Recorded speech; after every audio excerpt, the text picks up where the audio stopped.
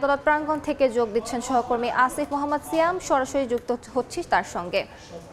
শেখ হাসিনা এবং তার বোন শেখ রেহানার বিরুদ্ধে দুর্নীতির করা মামলার বিচার কাজ আজ প্রায় শেষের দিকে। এই মুহূর্তে এই বিচার কাজের শেষ কার্যক্রম হিসেবে যুক্তি তর্কের উপস্থাপন চলছে এবং এই মুহূর্তে আমরা সর্বশেষ যতটুকু জানি যে দুদকের আইনজীবীরা আসামিদের বিরুদ্ধে যুক্তি তর্ক উপস্থাপন করছেন।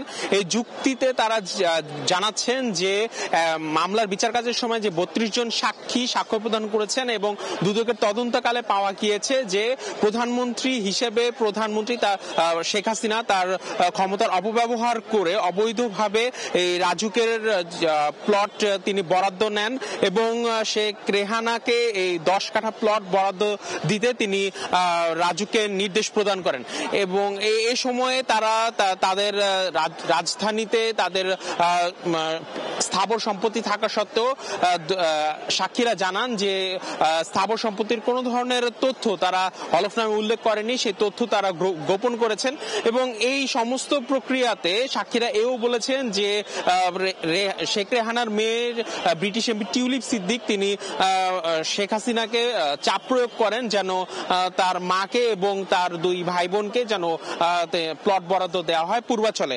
তো সাক্ষীরা সেই কথা জানিয়েছেন। এখন কিন্তু এই মামলাতে এখন পর্যন্ত যেহেতু তারা পলাতক আছেন সেজন্য তাদের পক্ষে কোনো আইনজীবী আদালতে যুক্তি উপস্থাপন করার সুযোগ পাননি।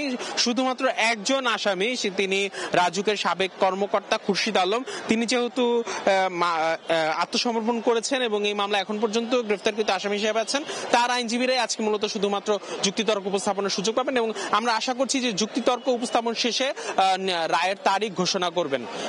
এই ছিল আমার কাছে সর্বশেষ। সরাসরি যুক্ত ছিলাম মহানগর দায়রা জজ আদালতে।